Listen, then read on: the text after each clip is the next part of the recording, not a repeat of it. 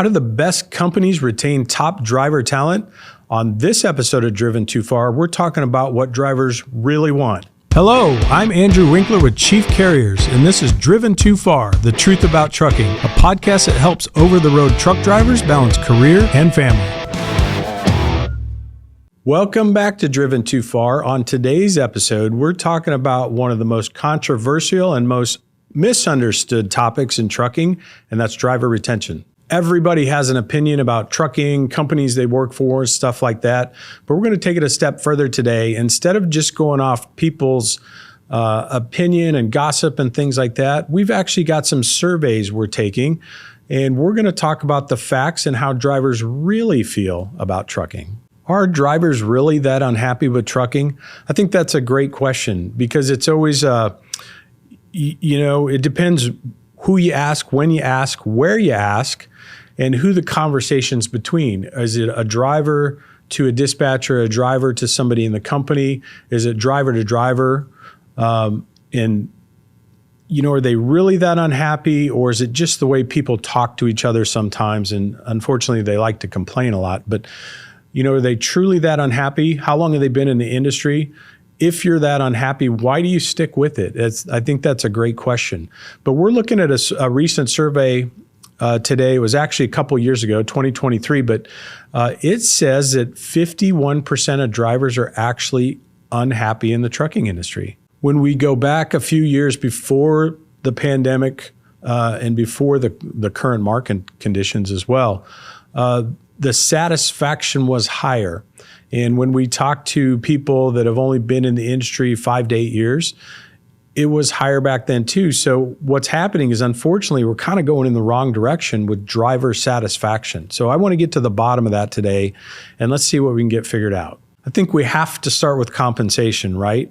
If you put out a survey to your drivers, or if you've ever filled one out, what do they always want more? Pay is always going to be at the top of that list. The interesting thing about that is if you really dig into it and you start asking the right questions, it's not always about cents per mile. From the recruiting piece, I think about that and I talk to our recruiters, what are drivers asking for? Well, they always want this, what's your cents per mile? That's the first question out of their mouth. And we always try to coach them or guide them through the conversation and say, listen, before I answer that, let me tell you about the other things we offer that is part of your compensation package, because we get so focused on that overall top dollar or that top number that we don't think about all the other things that count as compensation that companies can do for you. So the reason we do that in our company is because we're mid to high range in our pay when we compare to other fleets. But the point is, we're not at the top. We're not the best paying carrier. But when you look at the overall package, I think it does put us right up there at the top. So we definitely want to steer and focus that conversation away just from the cents per mile. Let's talk about the benefits. Let's talk about incentive plans and bonuses that you can earn. That all counts when it comes down to it. The interesting thing about the pay, when drivers always say, that's their top of mind, I guess, they want more pay. Since 2019, base pay has gone up 18%.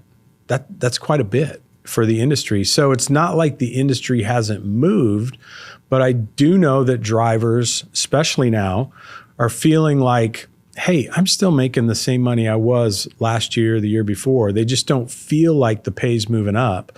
And it's not so much the compensation number itself as probably the little bit of roller coaster everybody's experiencing with the miles you're getting every week. Maybe you're not getting consistent miles. I know in our company, we recently had a safety meeting, and that conversation came up. So we got through the safety piece of it. And of course, we always open the floor and talk to the drivers. What's on your mind? What would you like to visit about? We try to be as transparent as we possibly can during those conversations. And that was kind of the message that I heard from some drivers was more miles, more money. I get that. Everybody says that. From my point of view, when I look at the overall numbers, the miles are up on the fleet year over year. But what I've got to recognize is that that doesn't mean the miles are up for every single driver in the fleet. That's just an overall average. So some of these drivers may not be experiencing that, or it may not be on a consistent basis. So that's on me. I have to look in the mirror and recognize that and say, you know what, this is how they feel. This is what they see. I've got to dig into that and try to understand it at a different level for them. So that's certainly what we've been working on here the last several weeks, trying to figure out from an operations standpoint, how can we get them more consistent miles? Where are we bleeding? Where are we dropping the ball? Why aren't they getting consistent miles? And it's not always a dispatch issue. Sometimes it's a driver behavior issue as well. But the point is, it's probably all of us. We all own a piece of it, and we just have to uncover it and call it, recognize it for what it is, if we're going to get that fixed and get those miles and that pay up for you. I always feel like I'm at a disadvantage in flatbed. I came from the reefer world for a long time. And while reefer doesn't run as many miles as probably a dry van carrier, especially one that's drop and hook, flatbed's number 3 in the rankings, I think, when it comes to miles overall, because the driver spends so much time with securement, tying, untying, if you're messing with tarps or anything like that. It's just harder to get those big miles in every week. We had a guy come through orientation here not too long ago, and I think he said he wants 3,500 miles a week. And we just kind of looked at each other and was like, well, that's not going to happen here. And we had to explain it to him why. But I think that was a natural response from him as a driver. You know, when you talk to most drivers, how many miles do you need every week? 3,000 seems to be the magic number. You can absolutely do that in a van situation. You can do that with reefer, and you can hit that with flatbed, but maybe not every week. So, you know, we have to have those conversations and let them know that's not a realistic expectation with us, but here's what is. We also try to shift the conversation as stop thinking about miles all the time, because what you really want, it's about the paycheck that hits the bank account on Friday. So if that number's $2,000 as a company driver and you have to run 3,500 miles to get it, you worked your tail off to get that money. But if you could run 2,200 miles as a flatbed guy and make that money, is that okay? Yeah, I think they would tell you it's okay. But the other thing that kind of came out of some of those conversations was, from a driver's perspective, it's about being busy too. Drivers absolutely hate to sit still and do nothing.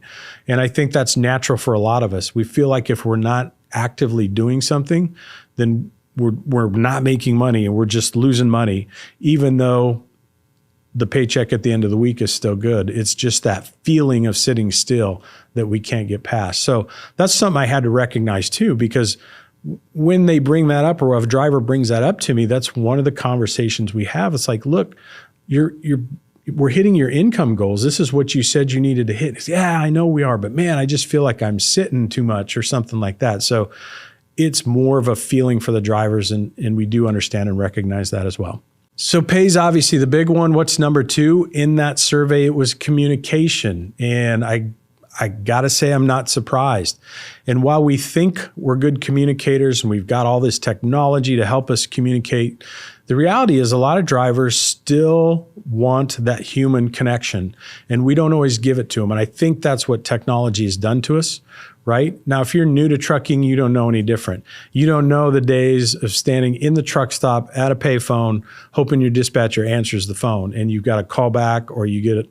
I don't even know if we had voicemail back then, but I just remember the days where you sat at the table at the truck stop in the diner, and they actually had phones at every table. That was the idea, is you're either calling home or you're calling dispatch.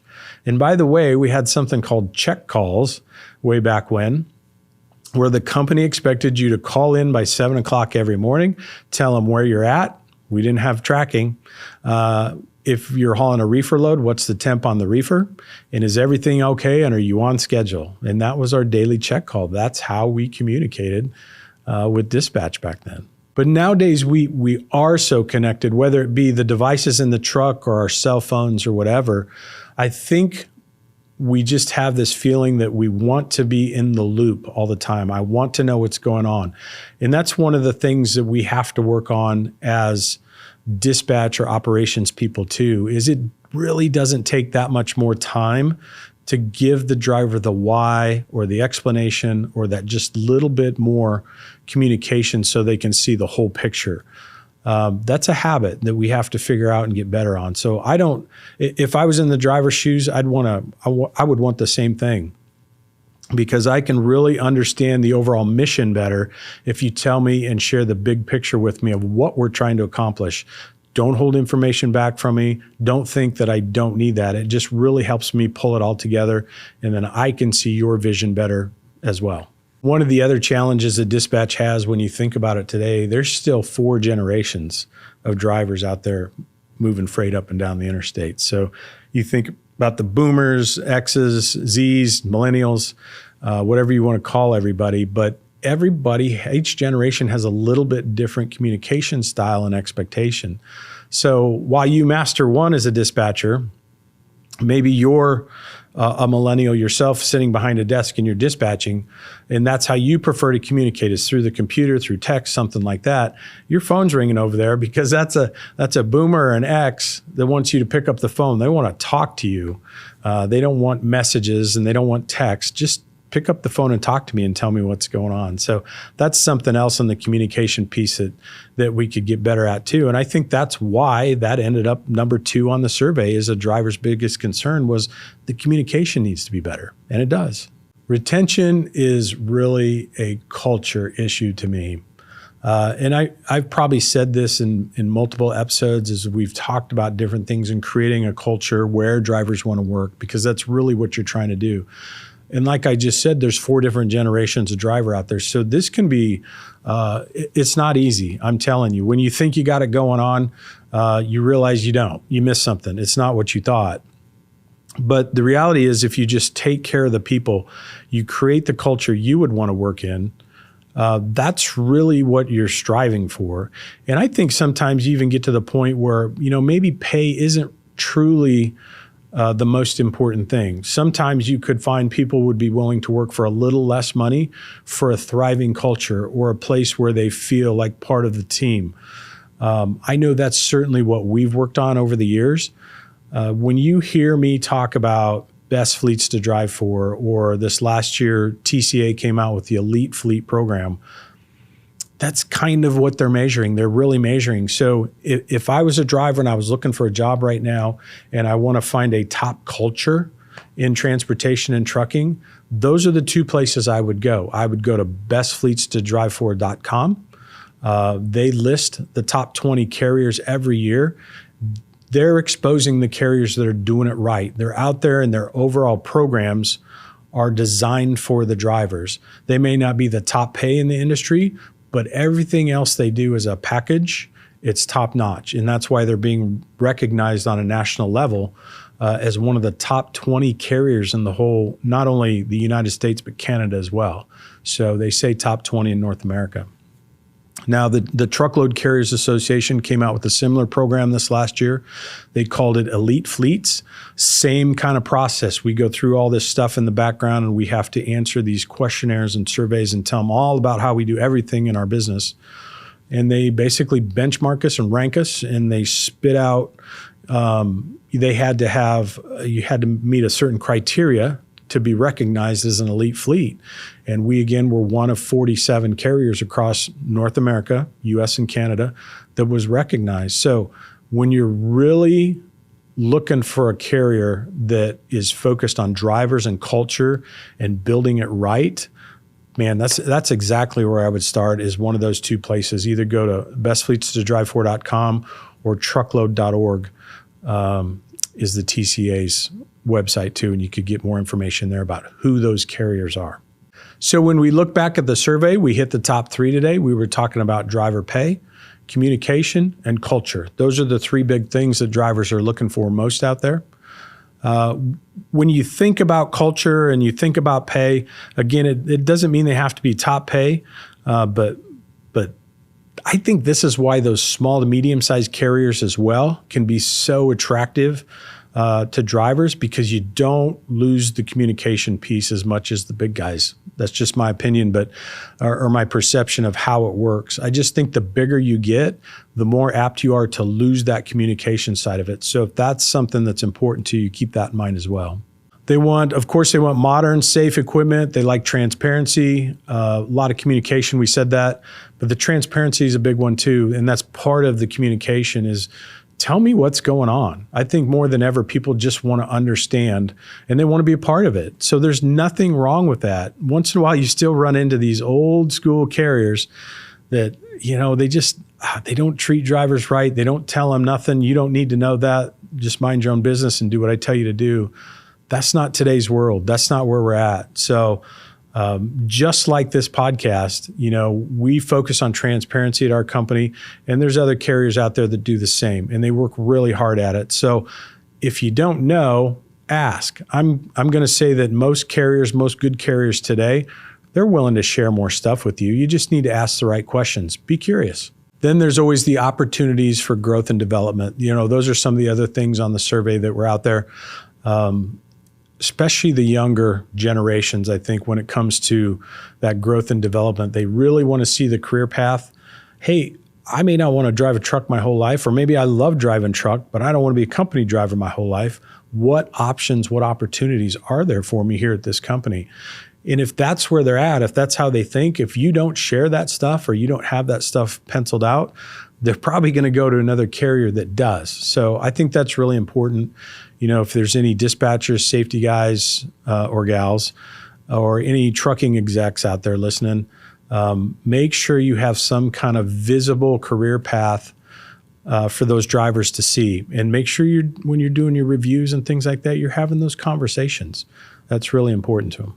So here's the bottom line, and the point of today's podcast is drivers are telling us what they want. Are we listening as leaders in the trucking industry? It's hard sometimes. It takes a lot of looks in the mirror. It's very easy when you take on some criticism from a driver or group of drivers, whatever that may be. It's easy to get defensive and defend where you're at and what you're doing. And you may be right. There's reasons why we do or don't do things in the industry, but explain it to them. That's where the communication piece comes back in. Most people can take bad news if they just understand it. So I think that's really the message. Remember, retention isn't about keeping drivers from leaving. It's about building a place they want to be. Thanks for joining us on this episode of Driven Too Far. For more information on those resources we mentioned, check out our show notes.